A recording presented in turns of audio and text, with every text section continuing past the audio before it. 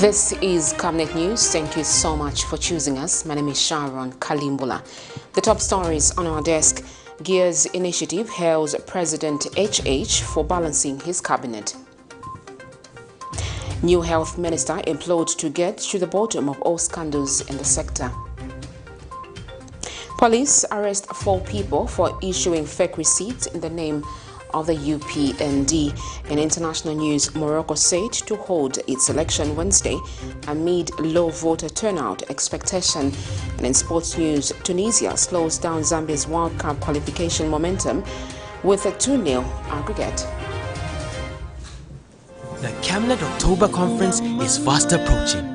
To participate in the forthcoming conference, you're required to book your seat by paying 750 kwacha per person per day. Date 1st and 2nd October 2021. Venue The Healing Word Ministries International in Ibex Hill. Guest speakers include Professor Reda, Professor Munkumba, Mr. Nkuruma Kalaluka, Dr. Musonda, Dr. Sitima, Anthony from USA, Dr. Mwale, Honorable Bob Sichinga, Elias Bondela, and your hosts, Pastors Victoria and Moses Chiluba. You can also participate via Zoom at 300 kwacha per day. Make your payments through mobile money for MTN 096 296 5883, for Airtel 097 975 3010. Our banking details are 913 000 182 5325, Stanbic Bank, Kablonga branch. For those living abroad, make payments via Wild Remit. The deadline for payments will be 28 September 2021. Any late payment made after 28 September will attract a penalty fee of 200 kwacha per person.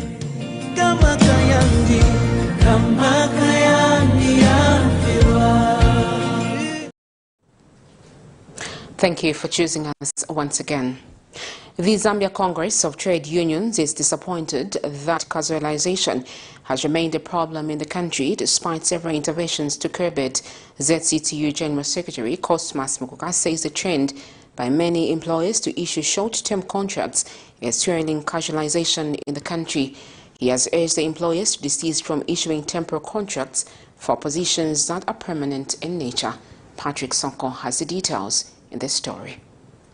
Casualization has remained an issue for a long time in the country. In the year 2015, the government amended the Employment Act to curb casualization, though enforcement remains a problem. Among other pertinent issues the amendment addressed is that an employer will not be allowed to terminate the employment of a worker without a valid reason. However, the law does not shield any non-performing and indisciplined employees from being punished or dismissed. The tendency of fixed contracts where workers remain perpetually on fixed contracts has continued to fuel casualization in the country. Zambia Congress of Trade Union ZCTU General Secretary Cosmas Mukuka says casualization must not be allowed to thrive under the United Party for National Development Administration.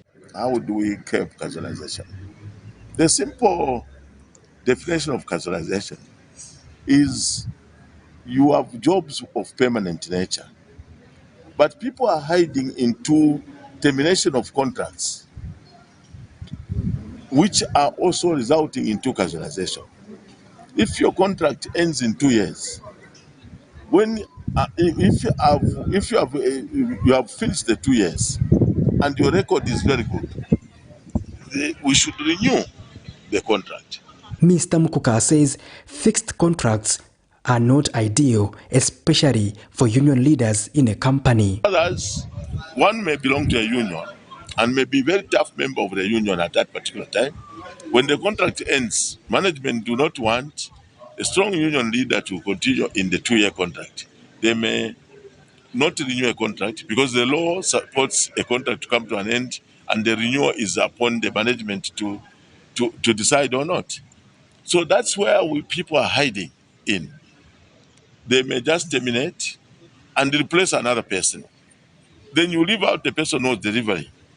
And that's where is an indirect casualization. He says casualization sometimes robs the company of important human resource. Contracts based on the performance, not based on one being a trade union leader or based on one being vocal at a company, just renew contracts. Otherwise, if you continue replacing people from time to time, you may fall as a company. You may not have experienced people because you are fearing to be checked. Because checks and balances are needed in a company. So freedom of expression is also very, very good. That's why it's a plus for the government which has come in, who have allowed freedom of association. And the media have to report freely without fear, which is also very good. Patrick Soko, Camnet News in Lusaka. Former Munali constituency member of parliament, Professor Nkanduluo, says the PF will remain a formidable opposition regardless of the leadership shake-up in the party hierarchy. Professor Luo, who was the party's presidential running mate in the just-ended general election, says the PF will keep the UPND government in check. Speaking with Camnet TV, Professor Luo has urged citizens to hold President Hakainde Hichilema accountable for his campaign promises. Once again, Patrick found this. There's a saying that was highly proclaimed by former United Party for National Development UPND Vice President Dr. Canisius Banda in one of the local languages that Gule akachoka mbwalo, salo wanso, meaning when a masquerade is out of the stage, it never returns.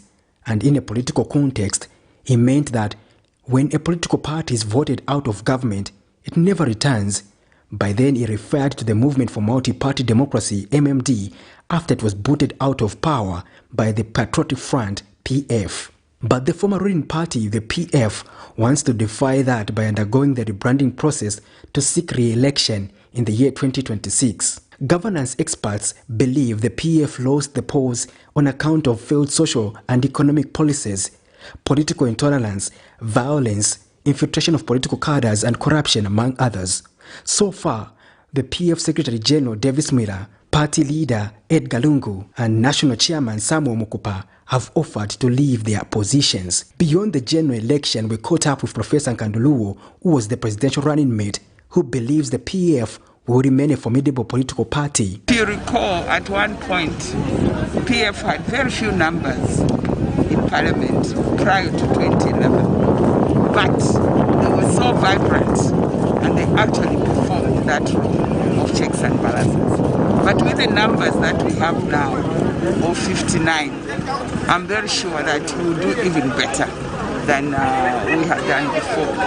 The other important thing is that we need to learn lessons from the past and ensure that as a party we keep together, because doing checks and balances doesn't only happen in parliament, it can also happen outside parliament. She has challenged citizens to amplify their voices in demanding the implementation of campaign pledges made by the UPND. So those of us who are outside parliament should on a daily basis do what Rafael Nakachinda is saying. Look at the country with binoculars and be able to ask questions and say, there was this promise. When will it happen, if it will happen at all? So all of us have to rise to the occasion. But I'd like to say that these checks and balances should not only be left to politicians. That is what the problem in Zambia is. People think that the only people who can deliver are the politicians. All of us, including you, especially you journalists, should be the ones that perform a professional role of actually keeping checks and balances. So we are a formidable team, and I think we can do a lot. But one thing is for sure, winning back the confidence of the people will not be an easy undertaking for the PF. Patrick Soko, Camnet News in Lusaka. The National Restoration Party President Stephen Nyirenda has lashed at Finance Minister Stombeko Musokotwani over his intentions to borrow money from the International Monetary Fund even before settling into office. Mr. Nyirenda was speaking at a press briefing in Lusaka Tuesday when he also unveiled Narep Kachama Ward Councillor in Lamezi District of Eastern Province. Mr. Nyirenda says there is no need for Zambia to look for funders, but look at the natural resources the country is endowed with, adding that this will help turn around the fortunes of this country. The opposition leader says Zambia can prosper without the International Monetary Fund, hence discouraging sourcing resources. The minister hadn't even he didn't have even a key to open his door to his office. Before he could do that, he was already talking about going to IMF. He was talking about tripling copper. Copper is not going to take us out of this jam. It is the agricultural activities. It is the activities that we have in our mind. It's the innovation, the creativity, the usage of our young people who are all over, are roaming around the streets, are coming from the universities, they are being thrown outside there. Use these people to turn this economy around. We have everything. Look at the trees. Look at the grass. Look at everything else.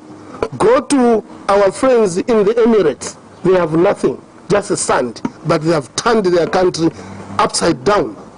Oil is nothing. People think that once you have oil, no, it's water is everything. Where there is water, there is life. They don't have water. They have to import water that they are drinking. But look at us. We have everything, and we are failing to pay this little money, which is a budget of one company somewhere else where I know. President Hakainde Hichilema has appointed 17 cabinet ministers and 1 senior state private secretary. Among the ministers appointed include Mulambo Haimbe as Minister of Justice, Charles Milupi as Minister of Infrastructure, Felix Mutati as Minister of Technology and Science, and Cornelius Mwetwa as Southern Province Minister. Speaking during the swearing-in ceremony, President Hichilema has reaffirmed his commitment to fulfilling all campaign promises made to the Zambian people.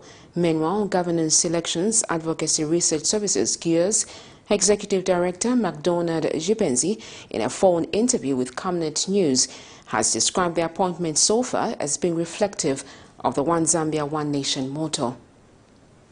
Zambians have been eagerly awaiting announcement of the cabinet by the head of state, which seems to have taken a long time. President Hakainde Hichilema Tuesday appointed 17 cabinet ministers and 1 State House private secretary. This brings the total number of ministers announced to 18, including Minister of Finance, Stumbeko Msokotwane. The cabinet has seen the return of old faces such as Sylvia Masebo and Felix Mutati as Minister of Health and Technology and Science respectively, both who served under the Movement for Multi-Party Democracy, MMD.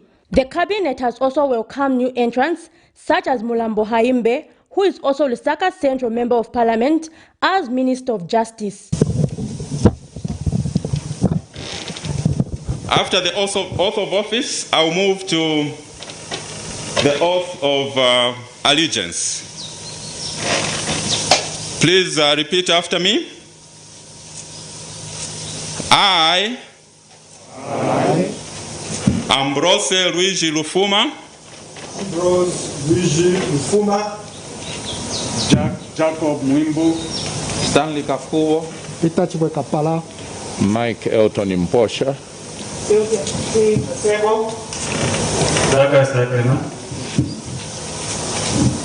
Doreen Sefuke Mwamba, Brenda Tambatamba, Sheo Shatoli Mulihata, Elisha Matambo, Cornelius Mwini, Elijah Maki Michuma, Frank Museva Tayali, Mulambo Haimbe. President Hakainde Hichilema, speaking during the swearing-in ceremony, has highlighted that upholding promises made to the Zambian people remains paramount to the government. I said, give me another. He said, I think the debate is over. I understand you. I understand what you've been saying. So you, the ministers, cabinet, and provincial ministers, need to understand this issue that individual was asking me. And you should be able to explain to people, and that's why you're occupying public office, to make sure our people have food, to make sure that our children go to school. And that means using resources, scarce resources, properly. Meanwhile, Governance Elections Advocacy Research Services GEAR's Executive Director McDonald Chipenzi says the cabinet is reflective of all tribes. It also looks very, very good because you have almost everyone in government. You have Mutati from the north, you have Mirupi from the west, you have Tambatamba from northwest, and Rufuma Mchima from northwest. You have the southern part, Jack Mwimbu, Cornelius Mwekwa, and others, Douglas Yagarima, and then you have Lusaka province, you have Muriata, Masevo, you have Kakubon, the central province, and so on and so forth. So more appointments are expected in the coming days. Zipporah Mshala, Camnet News, Lusaka. Meanwhile, a pharmaceutical expert, Jerome Kanyika, has implored the new Minister of Health, Silva Masebo, to get to the bottom of all scandals that have taken place in the Ministry of Health. He says it is expected that the new minister restores the public confidence in the Ministry of Health, which he says has been lost over the years. Mr. Kanyika says the minister must also appoint boards for various institutions. And as you know very well, we know that there are a lot of scandals in the Ministry of Health, and most people have lost serious confidence in the Ministry of Health. What I'm expecting to see with the new minister, one is first to get to the bottom of all the scandals that happen in the Ministry of Health that has made the people of Zambia to lose confidence. Two, I'm expecting that there will be a serious overhaul of the entire Ministry of Health and also those quasi-government institutions that are attached to it. Three, I'm expecting the minister to appoint the boards for different boards like ZAMRA board, HPCZ board, ZAMSA board. We expect these to be in place. And moreover, the other thing that we need not to forget is for us to put up a very well coordinated and staff management team that will be able to bring confidence in the health sector, which will see that the vision and the manifesto of the United Party for National Development is achieved within the 5 years period of time. Chifundo Foundation President Bishop John Mambo has charged that there is need to have an overhaul at the Ministry of Health in order to restore sanity to the health system of this country. According to the Ministry of Health audit for the financial year that ended December 2020, some ventilators being used on coronavirus patients at the University Teaching Hospital procured by the ministry from a named company are faulty. In an exclusive interview with Camnet TV, Bishop Mambo says scandals at the Ministry of Health have been unending and has called on the new government to consider overhauling the Ministry of Health, saying such reports are unlikely to end just by appointing a new minister and permanent secretary as the system is compromised. Zambia is subscribed to the Sustainable Development Goals SDGs, with goal number 3 aspiring to have good health and well-being for all by 2030. At the center of this lies the need to have a good health system. Scandals have, however, characterized the Zambian Ministry of Health in the recent years. In 2020, the Ministry of Health was cited for illegally awarding a $17 million United States contract to Honey Bee Pharmacy Limited, a company that was not registered by the Patents and Companies Registration Agency, PACRA. The same company was earlier in 2021 cited as providing defective drugs, gloves and condoms. The Zambia Medicines and Medical Supplies Agency, ZAMSA, is also on record of storing expired drugs while hospitals and other health facilities were in need of medicine. According to a Ministry of Health audit for the financial year that ended in December 2020, some ventilators meant for coronavirus patients at the University Teaching Hospital UTH, procured by the Ministry of Health from a named company, are faulty. The cumulative number of coronavirus deaths in the country stands at 3,620 so far. Chifundo Foundation President Bishop John Mambo has called for an overhaul at the Ministry of Health. What the new government should do is to overhaul certain ministries. Most of the people that will remain in these offices are already compromised with corruption. We should visit the Auditor General's report since 10 years ago and go into the deep root of what was happening. Zambia is not poor. So the Minister of Health, whoever will be appointed Minister of Health, he should sleep in the mountain and pray fast for 1 week and confess that he's going to clean up that ministry. A governance expert, Ruben Lifuka, states that there is need to revoke procurement powers from the Ministry of Health until an overhaul is complete. But secondly is for the Zambia Public Procurement Authority to take keen interest. They are the regulators of public procurement, and they need to then consider the possibility of revoking the entity, the procuring status that they've given to the Ministry of Health. As you know, Ministry of Health, like Ministry of Education and several others, are designated as procuring entities. So in this particular instance, it may be prudent for ZPPA to take over the functions of public procurement in the Ministry of Health, whilst a complete overhaul is considered insofar as public procurement in the Ministry of Health is concerned. At the same time, it's cardinal that investigations are carried out and everyone who's been involved in these illegal procurement scandals is brought to book. He adds that there is need to rebuild the image of Zambia's health sector, both locally and internationally. Zipporah Mushala, Camnet News, Lusaka. A development activist has called on government to strengthen the operations of the local authority and abolish the office of the district commissioner.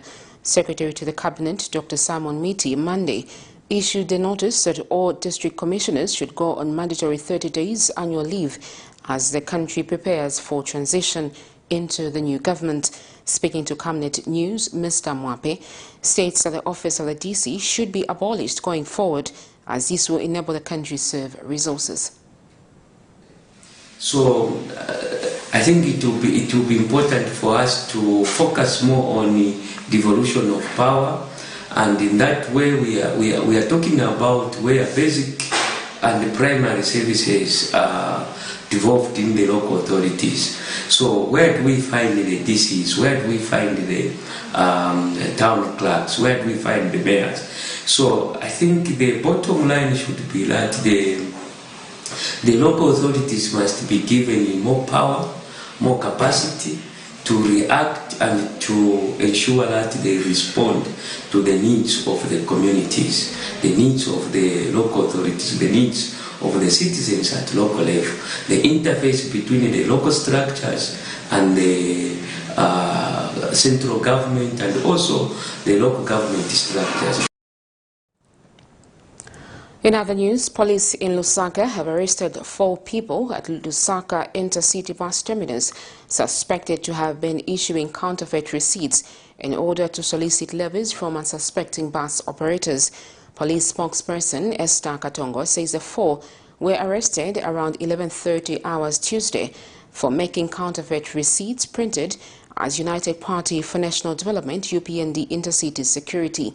She has cautioned drivers and market traders around the country not to pay levies to market traders, stating that the trend of carders getting money illegally will never end if they continue doing so.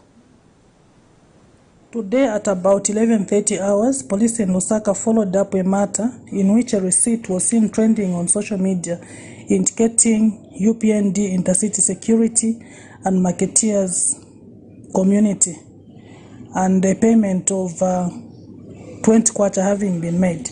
Some youths were identified to be behind the issuance of the receipt, and police managed to apprehend one of them, identified as Stanley Piri, aged 36 years, while 3 others escaped but were later arrested and have been identified as John Bombek, aged 34, Charles Mlenga, aged 40, Matthews Mwape, aged 35. This occurred at Intercity Bus Terminus. The suspects are detained in police custody for obtaining money by false pretenses. We appeal to traders that they need to report to pay their fees to relevant authorities, and in this case we are talking about the local authorities. Never at any point should they pay this money to cadres, because once they continue doing that, it means that this issue of cadreism and them getting money in markets will not come to an end.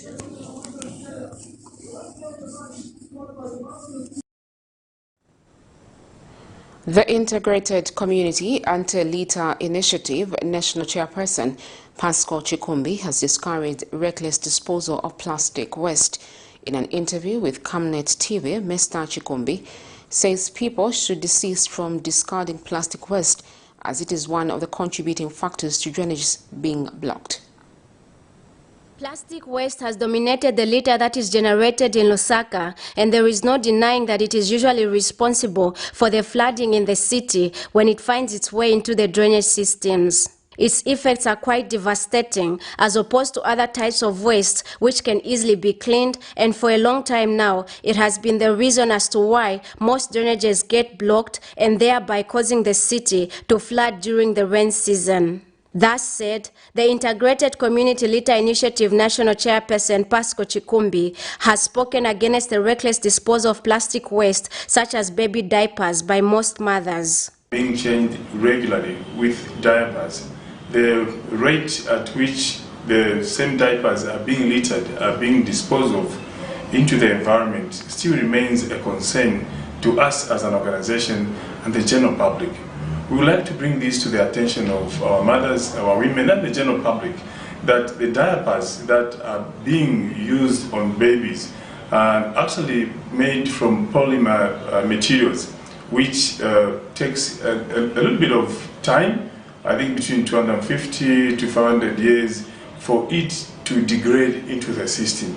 So this shows just how much pollution that the same diapers that have been littered, that have been thrown anyhow, cause to the environment. He says most mothers do not care to throw plastic waste in disposal bins, which actually still needs to be attended to if we have to control this. So we'd like to appeal to our women and the general public that these diapers actually cause a lot of pollution, and the best way that we can do as women, mostly as mothers, is to ensure that whenever a baby is changed, they need to dispose these diapers adequately and in a way where that we're not going to cause,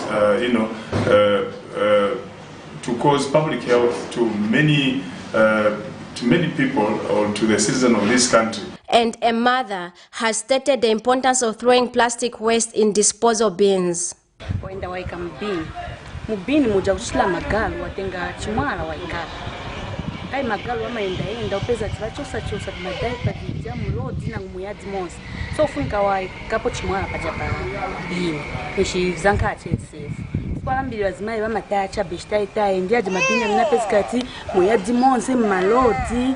So so mamenga kambe ko chabe nikutenga chema daipa waika mplastiki watabwanji waika mbili. There is need for mothers to avoid throwing plastic waste anywhere, as this can have great effects on the environment. Blessings Chakwila, Camnet News, Lusaka. You're watching Camnet News. We take a break. Join me shortly. Don't go away. Your skin is the biggest muscle in your body.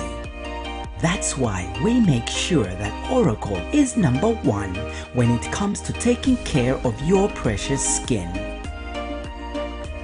Oracle Pure Petroleum Jelly and Glycerin soothes, moisturizes and keeps your skin perfect. Oracle Pure Petroleum products for that perfect skin.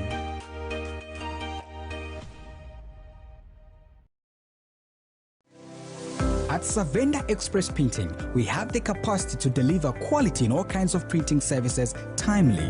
Our lines of production include screen printing, embroidery, lithography, and large format printing. We take pride in delivering quality work at very competitive rates with our in-house, highly experienced and qualified designers. With the ability to print full color and embossing prints, our state-of-the-art screen printing machines are able to print 1,000 pieces per hour. Our embroidery machines are able to print any logo with 1 or up to 12 colors all at once and has an output capacity of 100 pieces per hour. Savenda Express Printing also does large format printing for billboards, banners, vinyl, car stickers, posters, tire covers, cups, pens, bags, flasks, packaging boxes, and well, just anything that can need printing. For inquiries, give us a call on 0960 344 471. Camnet TV turns 5. We are excited to be the best community Christian TV channel within Zambia and across the world. With our programming for all age groups, talk of sermons, movies, kids programs, music, talk shows, developmental programs, and our unbiased, factual and balanced news. To you, our viewers, we are saying thank you for being part of this journey. Happy 5th anniversary. Camnet TV, not just another channel. The Camnet October Conference is fast approaching.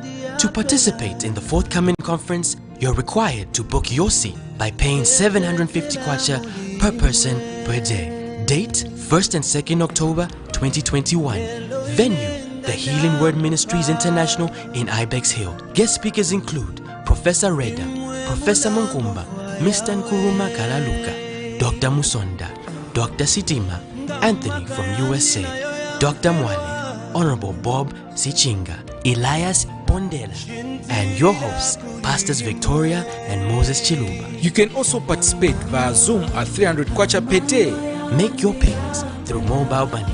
For MTN, 096 296 5883.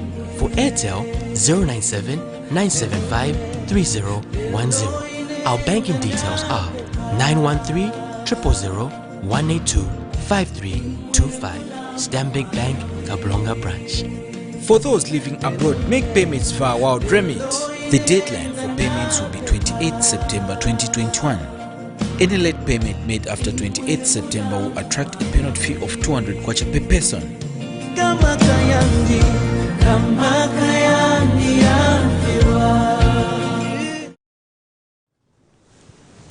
Welcome back. Thank you for staying on. Youths in Mongo, Western Province, have called on government to create employment opportunities for them in the province. In an interview with Camnet TV, Lubasi Nalumango says most youths need capital injection in form of money, raw materials, and an available market for those wishing to venture into entrepreneurship. Youth empowerment helps many young people have a meaning to life, especially when one is given a position of authority. It helps reduce crime rate and leads to self-employment. Youth can be empowered through different sectors, such as education, health, agriculture, and sports. A youth in Mongo of Western Province, Lubasina Lumango, has called on government to empower the young in society. Joblessness. Poverty and joblessness can come to an end with aid from the government and from well-wishers, with meaningful empowerment to those who are already in entrepreneurship, and even those young people who wish to join fellow youths in entrepreneurship, that is in business. We would need capital injection, we would need raw materials, we would need available market to sell our produce, to sell our merchandise, and also would need educational empowerment. Educational empowerment, for example, basic education for the youth who did not complete their high school. For those who did not do well in their exams, they would need to resit those exams. Mr. Nalumango says through youth empowerment, a lot of youth will avoid participating in certain vices. Education and skills development. For example, tertiary education, we only have one college in Mongu, the big college, which is Mongu College of Education, which is run by the Catholics, and we also have Liambai Teacher Education. Well, we were promised one time in the previous regime that a university will be done. King Lewanika University, up to now, we're still waiting. So those are some of the things that need to be done in order to keep the youths up to date, to keep the youths out of illicit activities and drug abuse. Also, an industrial revolution will be the solution to some of the needs that the youths of Mungu need. If we come and set up industries, they are going to keep the youths busy. A youth-empowered society will not seriously suffer from the problem of unemployment that many nations are battling with in the current time. Blessings Chakwila, Camnet News, Mongu. A 24-year-old woman of Lusaka's Kanyama compound has pleaded not guilty to the murder of her brother-in-law identified as Million Bewe. This is in a matter in which Hilda Chikoko is charged with murder, contrary to Section 200 of the Penal Code, Chapter 87 of the laws of Zambia. Chikoko is alleged to have stabbed her sister's husband after a dispute using a kitchen knife. Miriam Kayamba filed this report. A woman who is alleged to have stabbed a brother-in-law earlier this year in Lusaka's Kanyama compound during a dispute has appeared before the Lusaka High Court. At only 24, Hilda Chikoko has been slapped with a more serious offense of murder and now denies the charge. She is accused of killing her sister's husband, Mbewe, with a kitchen knife in July 2021. It is alleged that the dispute occurred after the deceased found her with a boyfriend outside the house and felt jealous as the two were alleged to have been having an affair. Chikoko, who is now appearing before Lusaka High Court Judge Mwakamikalile, is expected to start a trial soon after taking plea. Meanwhile, giving a report on the state of prisons in Lusaka during the opening of the criminal court session before Judge Mikalile, Senior Superintendent Teddy Suluamba told the court that the situation is generally calm, but has noted the issue of overcrowding has a major concern. Miriam Kaimba, reporting for Camnet TV News. The Lusaka Magistrate Court has dismissed the case in which UPND Alliance spokesperson Leslie Chikuse was accused of obtaining money by false practices and selling of property to more than 3 people. The court withdrew the case following the state's application that the complainant was no longer interested in prosecuting the case. Once again, she brought us this report. UPND Alliance spokesperson Leslie Chikuse was on Tuesday morning set at liberty by the Magistrate Court in a case he was accused of obtaining money by false pretenses. And speaking shortly after his court appearance, Mr. Chikuse had this to say. It has been withdrawn. The plaintiff in the matter decided to withdraw the matter in line with Section 88 of the CPC, and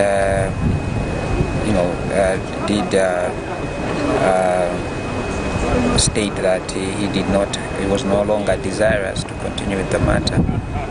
I think my view is that really where there is any opportunity to settle or to reconcile without having to compromise an aspect of the law, I think such kind of an issue should be promoted at all times, as long as there is no compromise or does not create any absurdity in the law. I think it is okay. As leadership, most of the times when such things happen, it is as though it never happened, especially when there is some form of reconciliation. It is to reconcile and forget and look at the bigger picture. Mr. Chikuse was dragged to court earlier this year on allegation that he had fraudulently obtained money from some Indians and Zambians. And when the matter came before the Lusaka's Magistrate Court Tuesday morning, the case was dismissed following the application by the state that the complainant was no longer desirous to prosecute the case. On the 3rd of March 2021, police in Lusaka detained Mr. Chikuse, who is also the leader of Republican Progressive Party, on the said allegation of obtaining money and further selling a property to more than 3 people. Miriam Kaimba, reporting for Camnet TV News. Still in court, the Bible Society of Zambia has dragged its sales assistant to court for allegedly stealing more than 300,000 kwacha. This is in a case in which William Ngwenya, 22, a sales assistant of Lusaka's John Lane compound, has been charged with 1 count of theft by servant contrary to Section 272 and 278 of the Penal Code, Chapter 87 of the laws of Zambia. Particulars of the offence are that Ngwenya, on unknown dates but between 31st of December 2020 and 14th July 2021, while being a person employed by Bible Society, stole 367,244. And when the matter came up for plea Tuesday morning before Chief Resident Magistrate Dominic Makalicha, the accused was not before. Magistrate Makalicha has since adjourned the case to 27 September 2021. The National Action for Quality Education in Zambia has expressed disappointment over the small number of students awarded loans at Mulungushi University.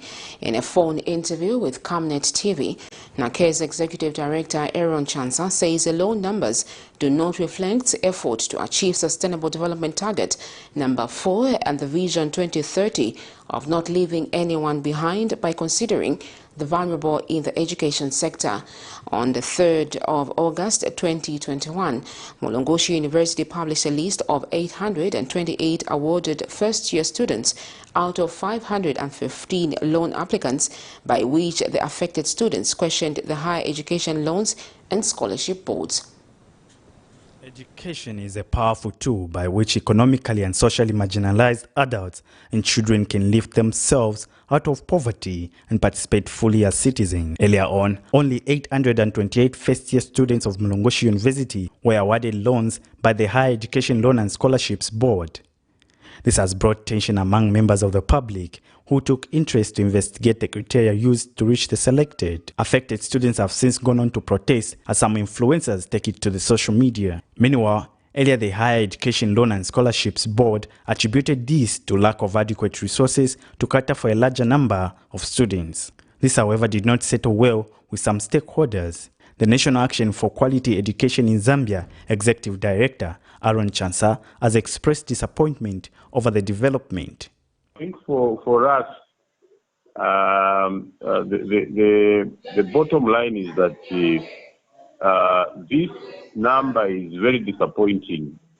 Out of 5,000, giving these loans to only 800 is very disappointing. It does not show that we are committed as a country to affording poor people the higher education that is needed.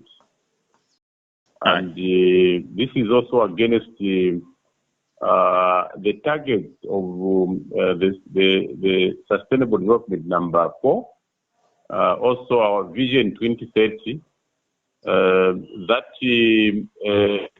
prescribes that no one should be left behind. Because if you look at the number of people that want these students, these loans, it is increasing, but the allocation, the funding to this is also decreasing. Mr. Chansa has since called on the government to fund the education sector to ensure quality education in the country. As it is very discriminatory, it is not adequate, and it is not going to solve the demands that we have for higher education. We would also want to see a full education levy coming into play, so that we can raise much more funds for education, including for loans. So we hope that we are also going to remodel education financing in Zambia, where we don't just depend on the traditional funding from government. We can also do a levy for education, where all citizens can be paying even 1 kwacha or 15 ngwe for every purchase made. That should be able to go to education.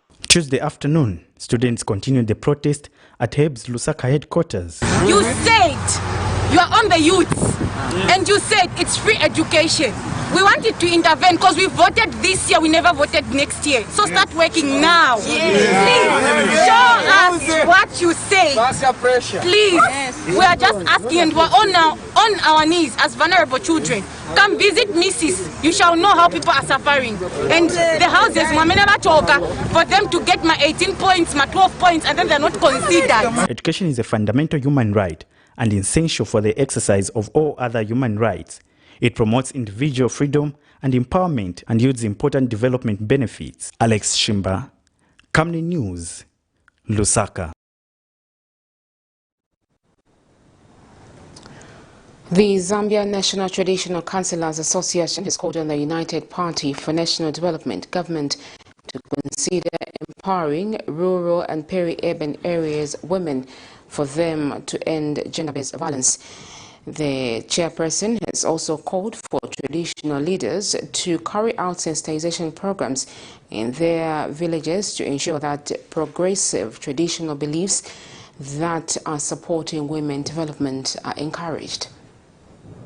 A wide margin remains between women in rural and urban areas in terms of having access to economic activities. While women in urban areas have a wide range to choose from the saloon business to selling in markets, women in rural areas have limited access to economic activities. Many of them in rural areas depend on farming in order to earn a living. In extreme cases, many of these women are discouraged from conducting any economic activities due to traditional beliefs which state that a woman's place is their home. Limited access to economic activities for women in rural and peri-urban areas, however, has worried the Zambia National Traditional Councillors Association, which has implored the new government to ensure that these women are adequately empowered. Association Programs Manager Mr. Gordon Muchemwa was speaking to Camnet News. When you look at the rural women, they are doing a lot in terms of contributing to food security. But what benefit is it to them? Because they don't own the land, they don't even get the FISIP. So my appeal is for the government to increase the number of women accessing to resources like FISIP, for example. Let more women be put on the FISIP program. Then let women access and own land.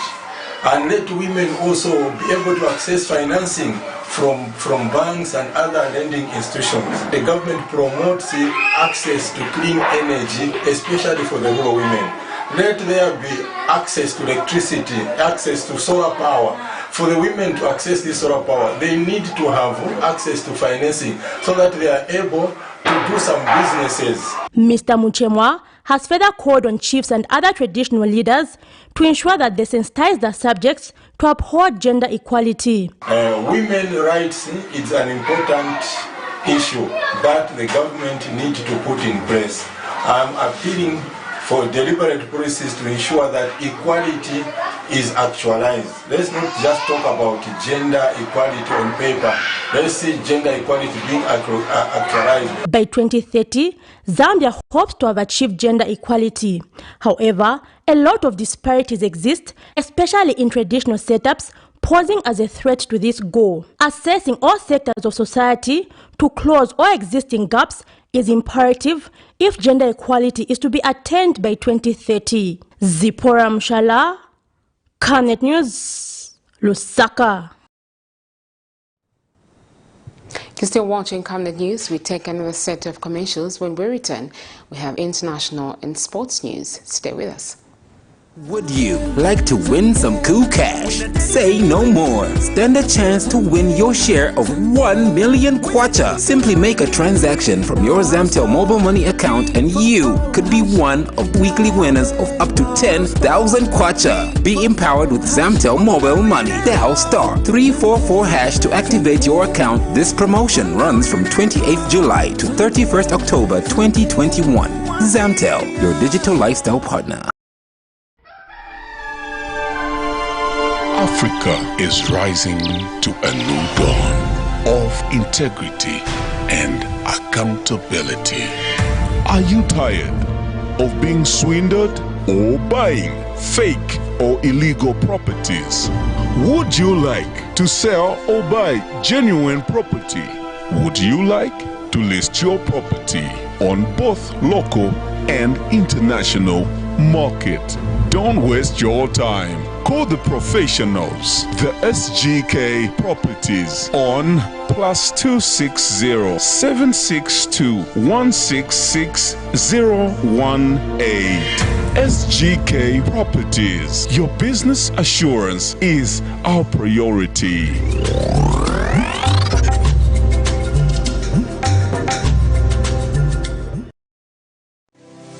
At Savenda Express Printing, we have the capacity to deliver quality in all kinds of printing services timely.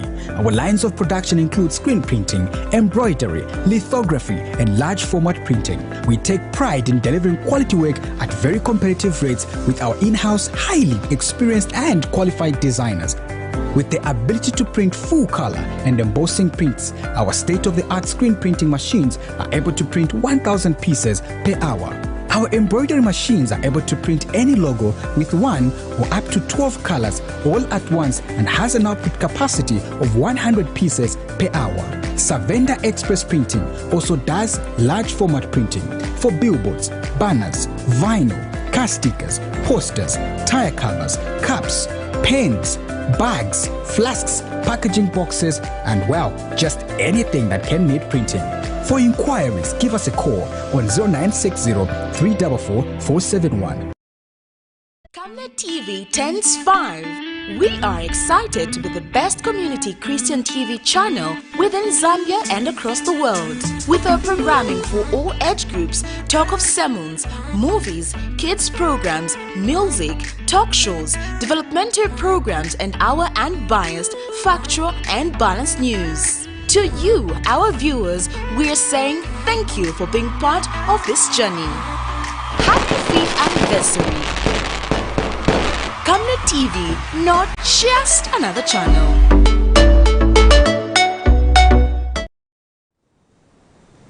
Welcome back. Thank you for staying on. Morocco is holding a general election on Wednesday, but the turnout is expected to be low as many people are frustrated that political reforms that were promised have not yet materialized. Some young candidates have been trying to regain the trust of the people and convince them to head to the polls. In other news, as Philippines battles one of the worst COVID-19 outbreaks, health workers are threatening to resign over unpaid allowances. Many people are angry over allegations of corruption in the awarding of government contracts during the pandemic. Here's a roundup of international stories. It takes commitment and patience to canvass for votes in the Moroccan town of Saleh. It's becoming really hard to convince people just to trust us as a youth. Sofian Ferez is one of 4 first-time candidates in Morocco's elections who came of age during the Arab Spring more than a decade ago. They believe little has changed, a view, it seems, shared by the people they're trying to persuade to vote. They don't believe in the elections itself and all this theater of the elections. They are like tired of it. They are all times like see the same people getting elected, old people, corrupted, like symbolize the corruption in Saleh. More than half of people in Morocco believe corruption has got worse in the last 12 months, according to Transparency International. But critics say it's hard to tackle when there's no accountability at the top. We continue to live in an exceptional despotism. For example, we say that it is essential to discuss the budget of the royal palace. We are against a budget we can't talk about. We say that the king should not be at the center of political life because those that are should be accountable to the public. King Mohammed VI appoints the government, and those who don't toe the line don't get very far. Rashid Aouraz from Morocco's Institute for Policy Analysis believes many people in Morocco have watched closely what's happened in neighbouring countries since the Arab Spring. There is a majority of young voters who won't vote because they're not convinced by the way the game is played now. But don't forget that if one day we do manage to master the game, we manage to control the elites and the street, perhaps they'll be convinced that we should go back to a much stronger autocracy. These young politicians believe there is appetite for change despite the risks. We must have another referendum for a new constitution because in our current one there are many political and constitutional imbalances. If we get a majority in parliament, we would apply strong pressure for real constitutional reforms. The system designed to stop any party getting a majority, such radical policies are unlikely to get very far. Getting into government in Morocco is all about building coalitions and keeping the palace on side, which is why sometimes it's difficult to find any major policy differences between the parties. More than 10 years after the Arab Spring, many here are disappointed that there aren't real, genuine electoral choices. Filipino health workers are some of the most sought after in the world. But in their home country, many say the government has treated them poorly, and they lack some of the basic benefits and protection. It is sad that many of us have died. Many of us become sick, and many have resigned or opted to retire early. Nurses in the Philippines get a monthly salary of about $300 and doctors around $600. Critics argue that's too little compared to the funds that government has available, funds that are alleged to have been misappropriated during the government's awarding of multi-million-dollar contracts in its pandemic response. From a zero declared income in 2019, how could Farmally, a trading corporation with no sufficient capital, without a track record, because it was only incorporated in September of 2019, bagged $8.68 billion worth of government contracts. What kind of due diligence? The contract the senator is referring to was awarded by the Department of Budget and Management, and that's now facing a probe in the Senate. Senators are also asking why the government agency awarded contracts to a company whose officers are facing allegations of fraud, embezzlement, and stock manipulation in Taiwan. Or did somebody introduce you to the officials of Farmally? Ito si Michael Yang. President Rodrigo Duterte is also alleged to have been involved. Duterte directly controls the budget office, and in this video, he's seen meeting Farmally executives in 2017, together with the Chinese national Michael Yang. Michael Yang was Duterte's economic advisor. According to a Philippines intelligence agency report, he was involved in importing illegal drugs in Duterte's hometown, Davao City. Duterte, who once said he would not tolerate even a whiff of corruption in his government, has defended his actions. Akala ko ba we are inviting investors? That's why I went to China several times to ask them to help us. Aides close to President Duterte and even members of his family have long faced claims of corruption. But critics say reports of scandals and embezzlement at a time when millions of Filipinos are going hungry and health workers are struggling during a pandemic have put President Rodrigo Duterte's credibility at an all-time low. Jamela Alindogan, Al Jazeera, Manila. We go straight into sports news.